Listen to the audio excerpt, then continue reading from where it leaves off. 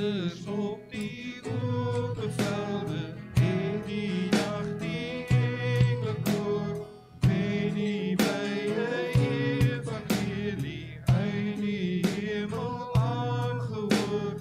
Kom nog die Heer, nog die Heer, nog die Heer God, en die woeste hemelen.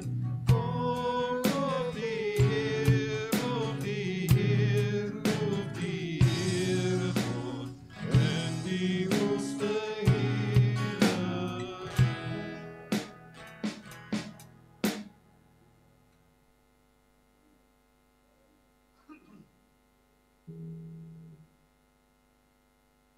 Môre broers en susters en besoekers. Kan ek sien wie's almal besoekers? Jee! Ja, nee, ek is nou net ingelaas, nog kom nog 'n besoeker agter en 'n paar ou bekendes. Ja, baie geseënde Kersfees en ek hoop julle het ook 'n heerlike kuiertjie en vakansie hierso. Julle wat nie bly nie. Die res van ons wat hier bly is maar, het is maar, jy weet, slekke hier. Maar ja, so, vanoggend vier ons dit anders as die res van die wêreld. Dalk selfs groot dele van ons land. So, ek wil hê julle moet so lank begin dink, wat maak hierdie dag anders? Wat vier ons vandag, wat ons nie op enige ander dag regtig kan vier nie. So, terwyl ons so sit, kom ons raak stil, en dan hoor ons die woord van die Here.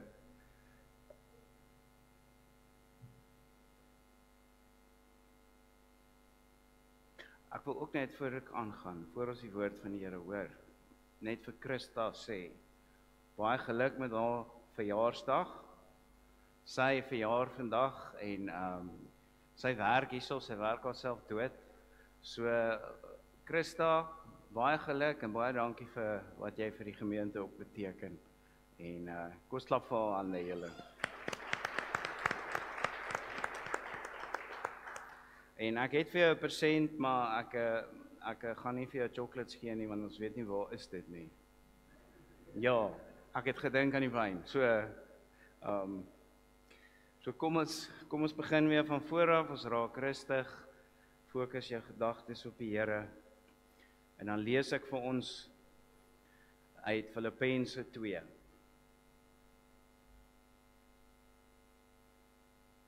Hy wat in die gestalte van God was, het sy bestaan op godgelyke wyse nie beskou as iets waaraan hy hom moes vasklem nie, maar hy het homself verneder, deur die gestalte van 'n slaaf aan te neem en aan mense gelyk te word. En toe hy as mens verskyn het, het hy homself verder verneder. Hy was gehoorsaam tot in die dood. Ja, die dood aan die kruis. Kom ons staan op en dan sing ons 3 lofliedere, waarin ons ook sing oor hierdie wonderlike tyd wat aangekondig is.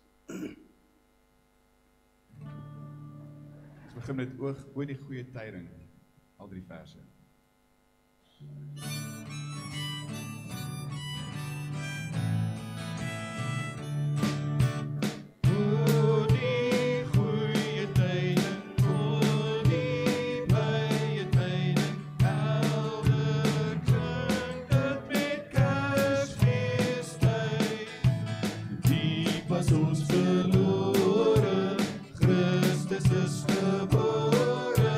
Jy kan almal hemel oor die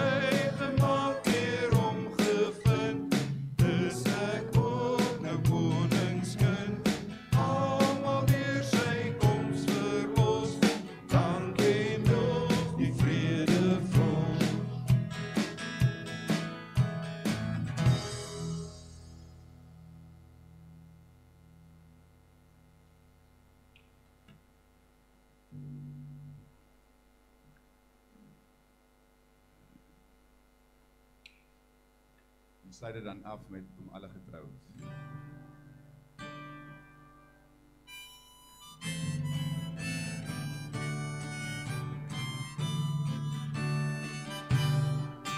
Kom alle getroues, vrolijk en vol vreugde, o kom in die Gees nou na Bethlehem. Loof daar die kindjie, tot ons heil gebore. Kom buig daarin aanbidden, kom buig daarin aanbidden, kom buig daarin aanbidden, voor Jesus die Heer.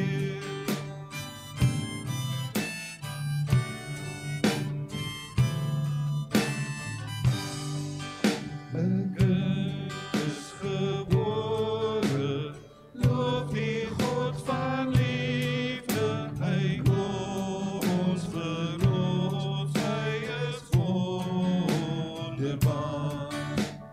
Rots van die sterke, God en Vors van vrede, ons buig en bly aanbidden, ons buig en bly aanbidden, ons buig en bly aanbidden, geloof is die Heer.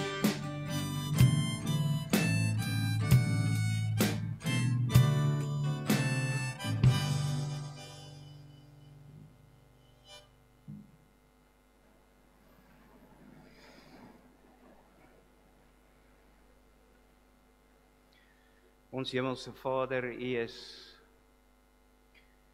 die een wat die Seun gestuur het, wat gekom het uit liefde en ons kom omvou het. Wat ons kom uitsoek het, wat verlore is, en in ons plek kom staan het. Wat U self gee, en nie net vir hulle wat goed is nie. Ons wy hierdie dag aan U, want U is die enigste een wat die moeite werd is om te vier. Ons dank U vir al die seëninge in ons lewe, die wonderlike geskenke en familie en kos wat ons vandag gaan eet, maar niks van hierdie goed kan vergelyk word met U nie. Laat hierdie dag vir ons gaan oor U.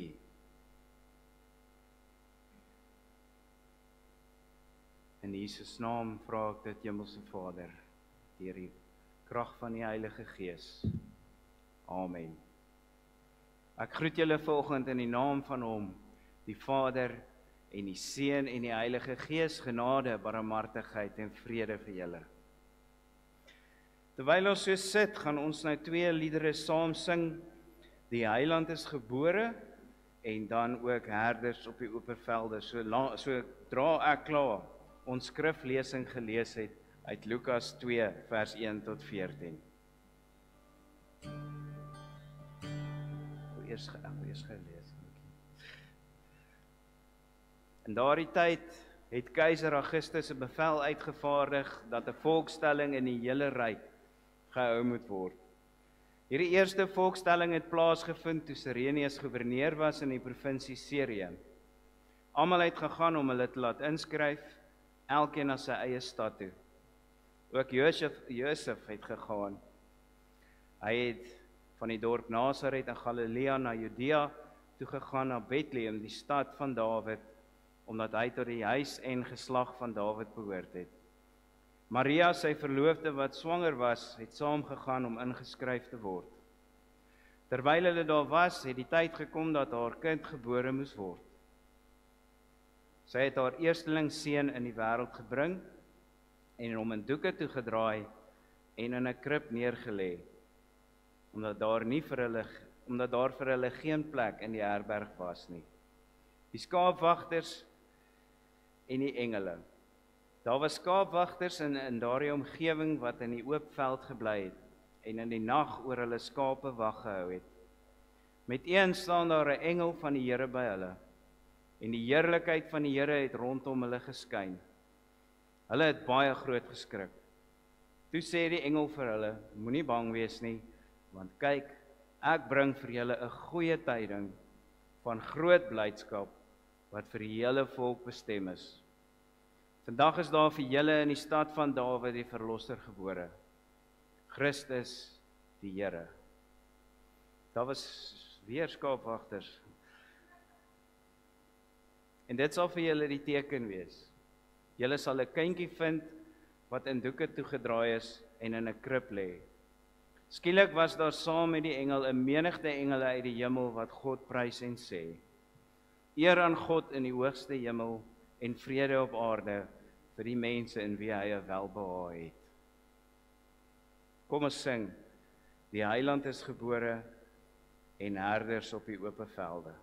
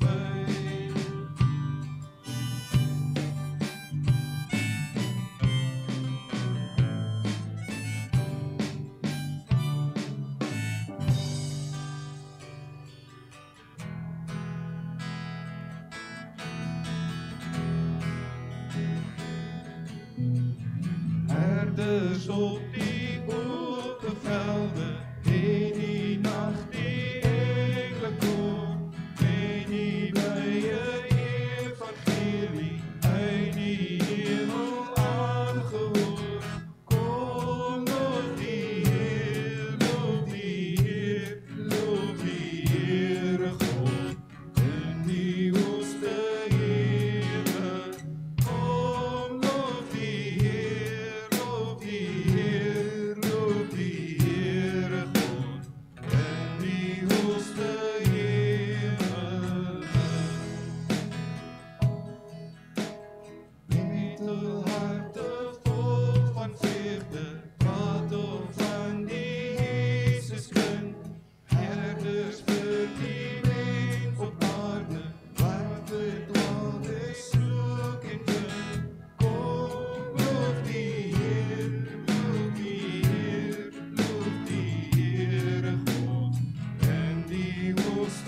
heerlijk.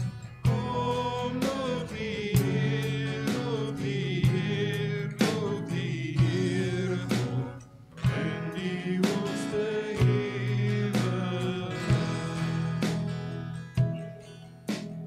Here in die hoogste hemel, klink dit nou die wêreld weer.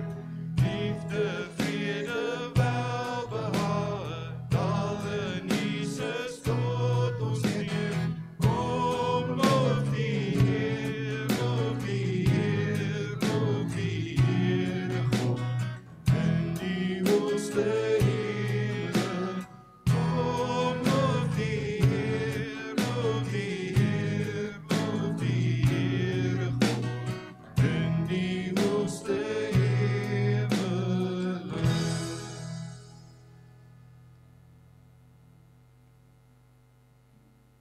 Julle kan maar gesit. Baie dankie julle.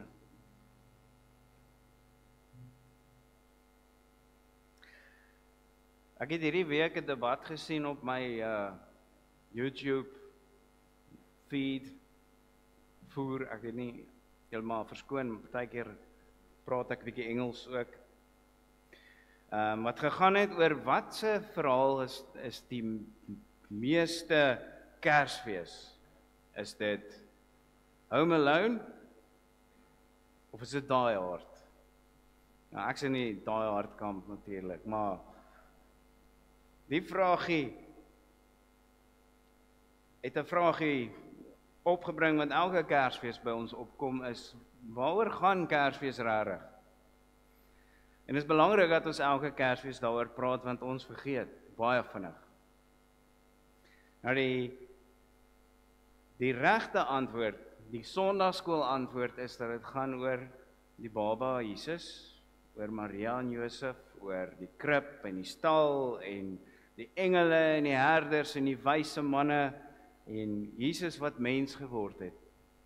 Maar as jy my 2 uur in die oggend wakker maak en vir my sê ek moet nou vir jou 'n paar goed gee wat my aan Kersfees wat ek assosieer met Kersfees, gaan ek vir jou sê Kersvader, Kersboom, sneeu van alle dinge, tinsel, persente.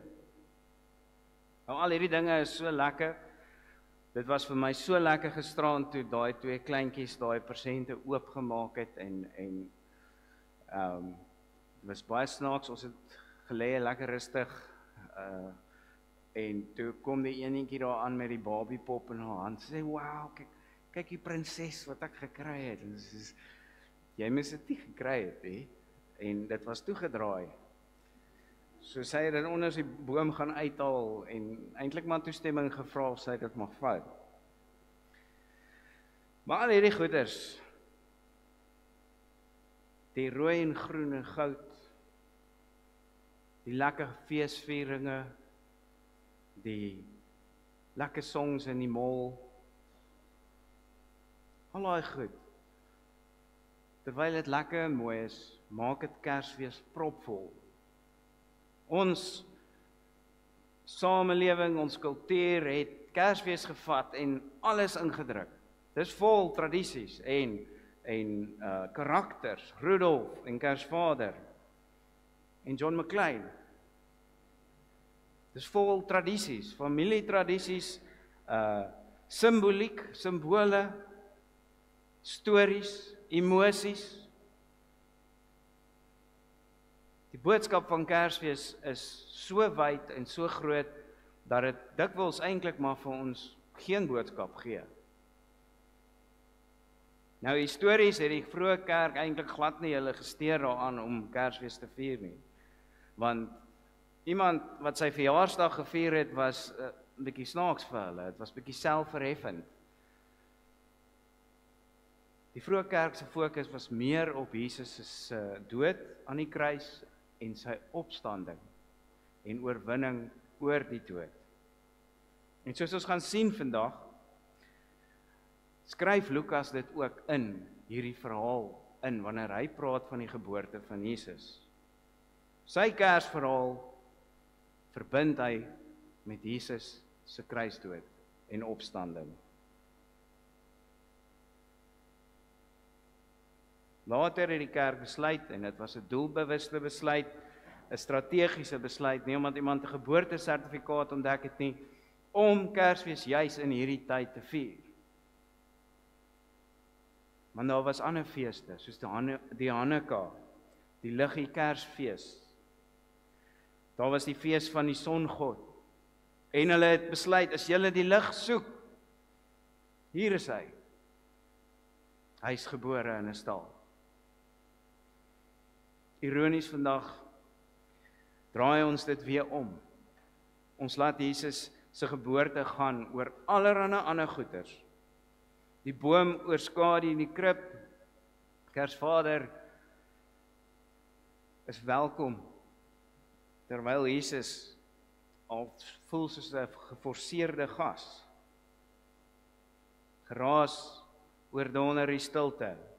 Materialisme kompeteer met die geestelike, ons verbruikersmentaliteit, ons gulsigheid selfs. Kompeteer met ons offerande. Kersfees is propvol dinge wat Kersfees vir ons kan maak. Dat die betekenis daarvan kan verarm en vir ons ontgeestelik. En weer eens, ek sê nie dat hierdie goed nie mag gevier word nie. Kyk ons Kersboom, great. Maar as dit net begin gaan oor ons gesinne, oor die feesvieringe, oor die persente, oor die eet, wat is regtig uniek daaraan? Wat vier ons dan vandag, wat ons nie op enige ander tyd kan vier nie?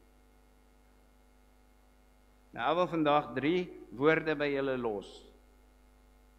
3 woorde wat ek dink die Bybelse weergawe van Kersfees en die betekenis daarvan vir ons baie mooi oordra. En hierdie 3 woorde begin elkeen met 'n O. Offer, ontwrig en onvermydelik. Lukas doen baie moeite daarmee in sy evangelie om Jesus uit te beeld as 'n offer. As die heerser wat homself kom opoffer het vir mense in ons plek. Lukas is nie 'n digter nie, hy skryf soos iemand wat stories skryf, maar soos 'n historikus.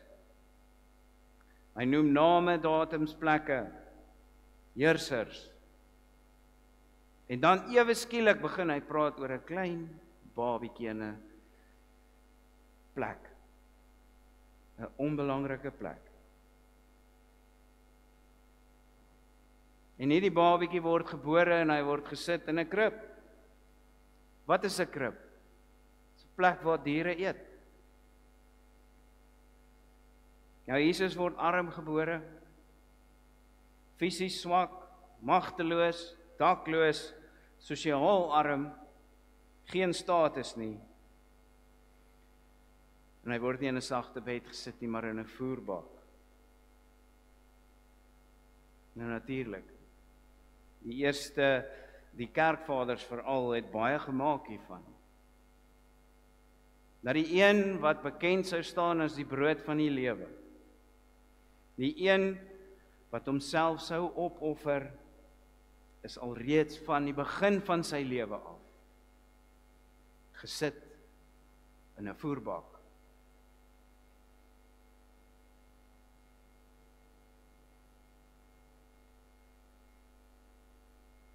Dink 'n bietjie aan ons hele teologie, ons nagmaal, die brood wat ons breek en die wyn wat ons drink, wat Jesus se gebreekte liggaam en die bloed wat hy gestort het vir ons aan die kruis simboliseer. Jesus se lewensverhaal is nie iets wat begin op 'n sagte, mooi, lekker manier nie. Alreeds van die begin van sy lewe.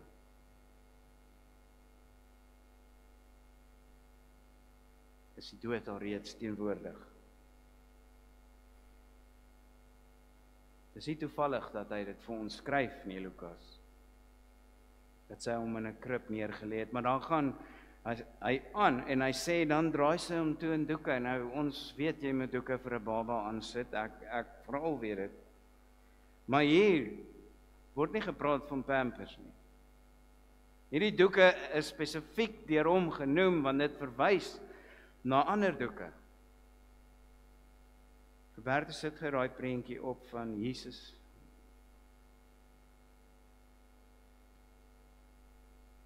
Die doeke waarmee hy toegedraai sou word toe hy in die graf neergelê is. Die skadu van die kruis hang oor Jesus terwyl hy in die krib lê. Want Jesus is die offer. Kersfees gaan nie oor verbruik nie. Dit gaan oor offer. En dan kom die sterrekykers en hulle bring vir Jesus nie iets uit Toyshou nie, maar goud, wierook en mirre.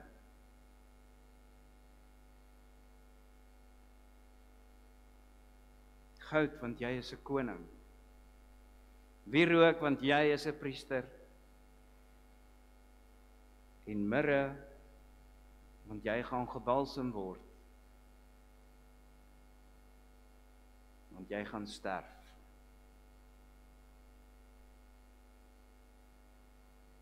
Vir Lukas staan die offer van Jesus sentraal in sy vertelling van Jesus se geboorte.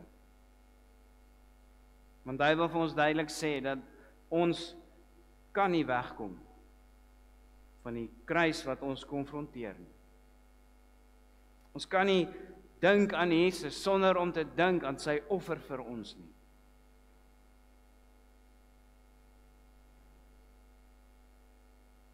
En die tipe persoon wat dit hom maak as God nie. Kersvader bring vir jou persente as jy soet is. Jesus het gekom want jy is nie soet nie. Jy is so vol sonde dat hy vir jou moes sterf. Kersvader bring persente, is nice, maar Jesus gee homself.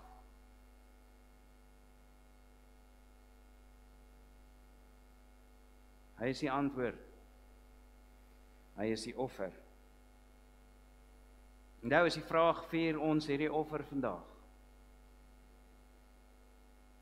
Sien ons hierdie kind in die krib vir wie jy is? As die voedsel wat alle honger en dors wat ons ooit sal hê, sal bevredig. Besef ons wat se duur prys hy moes betaal. En wat is ons reaksie hierop?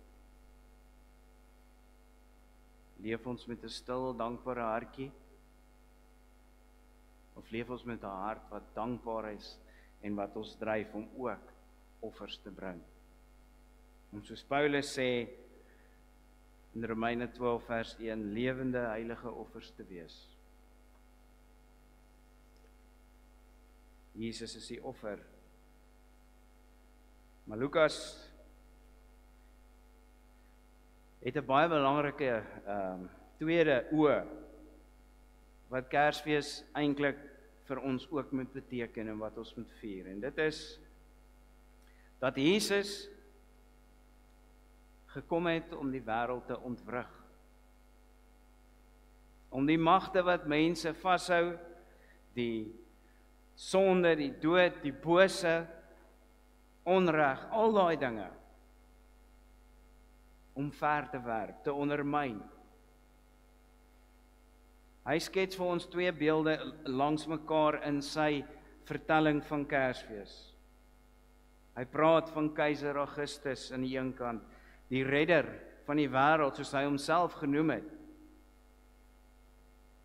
Hy het ook bekend gestaan as Kyrios keiser. Wat beteken Here. Hy het die meeste mag in die wêreld gehad en ons sien dit uit hierdie hele volkstelling, want dit is 'n power move, nê. Nee. As jy sê, gaan laat jou tel en almal doen dit, dan wys jy hoe magtig jy is. In sy wêreld sit hy in 'n paleis met diensknegte en slawe oral rondom hom. Maar dan skets hy ook vir ons die prentjie van die nuwe koning. Die werklike redder. Die persoon wie in 'n kwessie van honderde jare deur miljarde mense op die ou end bekend sal staan as Here. Wat nie belangrik is nie. Wat nie 'n oorvloed kos het nie, maar self kos is. Lukas wil nie net hierdie twee wêrelde mekaar stel nie. Hy wil hê ons moet dit sien as 'n uitdaging. Hy wil vir ons sê dat Jesus gekom het nie net om deel te neem aan hierdie speletjie tussen ander heersers nie. Hy het gekom om dit omver te werk, te ontbloot. Om te wys dat ware mag het nie geweld nodig nie. Dit word nie afgedwing nie. Dit nooi mense in. Ware mag vernietig nie. Dit herstel. Ware mag vergewe, dit straf nie. Ware mag heers nie uit vrees of intimidasie nie, maar in liefde. En Jesus doen dit deur alles wat hy gesê het hy gaan doen, te doen. Hy oorwin die dood. En dink selfs aan hierdie volkstelling wat 'n power move is. Jesus gebruik dit om sy eie, God gebruik dit om sy planne met Jesus uit te voer. Dis waarom Herodes paniek. Want Jesus ontwrig alles. En Jesus maak steeds die wêreld ongemaklik. Hy ontwrig ons begrip van veiligheid, van voorspoed, van sukses, van liefde, van beheer. En op hierdie wonderlike Kersdag wil hy ons ook ontwrig. Hy wil nie net 'n bietjie van jou tyd steel nie, hy wil jou hart aanspreek. Nie hart soos skree nie, hart. En hy wil vir jou vra, wie regeer jou? Wat regeer jou? Is dit hierdie nuwe koning wat op hierdie dag gebore is, of is dit iets anders?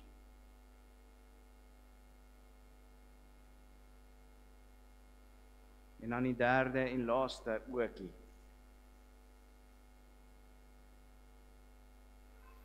En dit is dat Jesus onvermydelik is. Jesus het op Kersdag of is vir ons geopenbaar as die offer. Hy het gekom om dit wat ons vashou en vasklem te ondermyn en te ontwrig. Maar die derde baie belangrike ding wat ons moet hoor op Kersdag is dat Jesus onvermydelik is. En wat ek daarmee probeer sê is, alle paaie lei na Rome, nie alle paaie lei na Christus.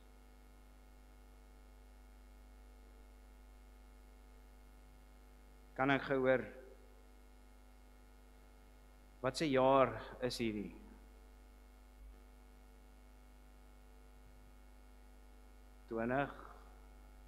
25, nee.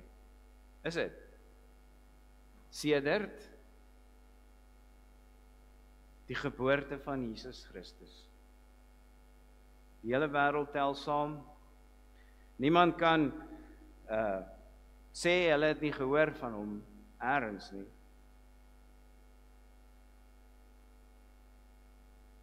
En die idee van Kersfees is dat Jesus in ons geskiedenis, in ons wêreld ingekom het, maar dit sou niks beteken het as hy nie weer sou kom nie.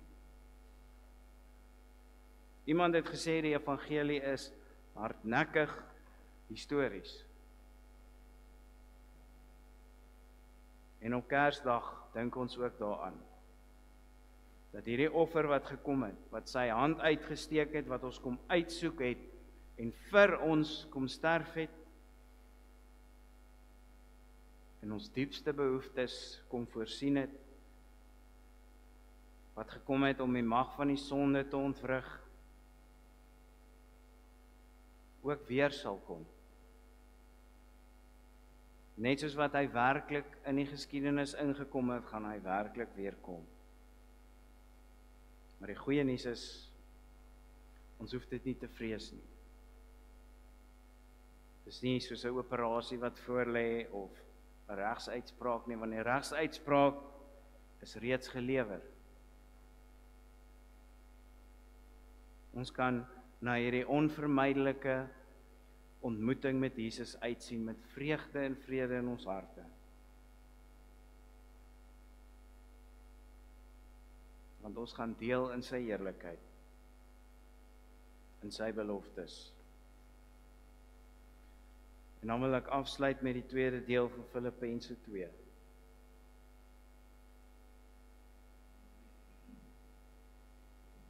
Want hy is onvermydelik. En God gaan aan hom die naam gee wat bo elke naam is. Sodat in die naam van Jesus elkeen wat in die hemel en op die aarde en onder die aarde is, die knie sal buig en elke tong sou erken, Jesus Christus is die Here tot eer van God die Vader. Mag hierdie Kersfees vir jou 'n fees wees waar jy besef wat 'n offer vir jou gebring is. Mag dit jou losmaak van enige iets wat jou vashou. En mag dit jou laat uitsien na jou onvermydelike ontmoeting met Jesus Christus in die toekoms. Amen. Here, dit is so maklik om fokus te verloor op die dinge wat belangrik is. Ons weet, Here, dat die manier hoe ons hierdie dae vier en daaroor dink, sê baie van ons geestelike lewe. Here, ons vra dat U ons sal help om in lyn te kom met U. Maak ons wil gelyk aan U wil. Help ons om die dinge in die wêreld te soek wat U soek. Help ons om ook offers te wees. Om mense te help. Om te besef dat ons nie nodig het om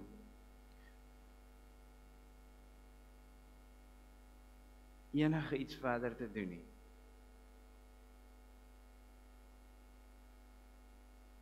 En dat ons daarom vry is om goed te doen.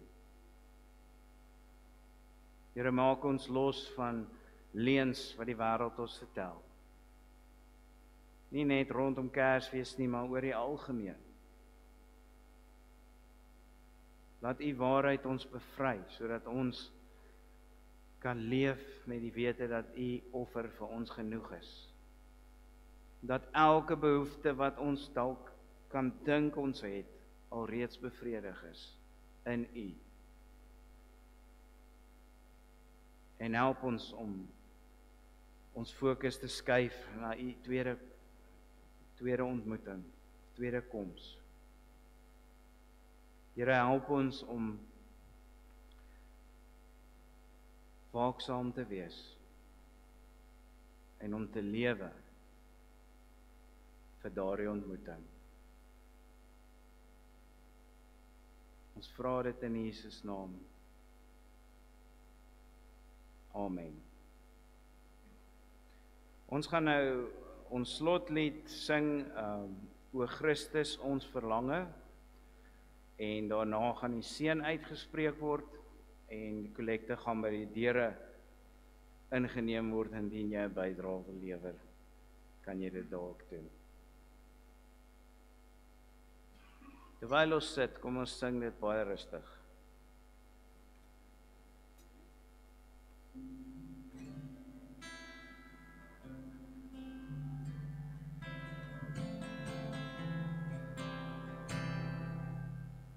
O Christus ons verlangen, U het ons heil gebring, sal ooit ons jubelsange, U lof na waarde sing, vervul in welbehae ons harte met U Gees, skenk ons in hierdie dag 'n ware Christusfees.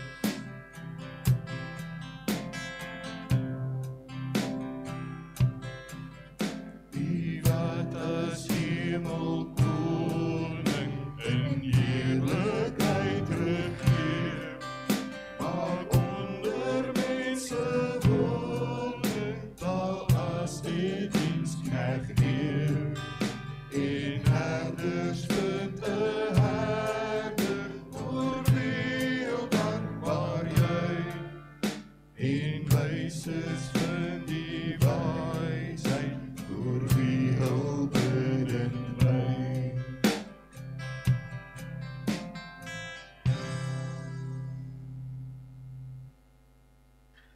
Julle kan opstaan vir die seën.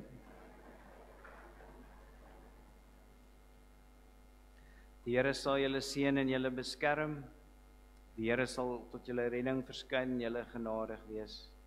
Die Here sal julle gebede verhoor en aan julle sy vrede gee.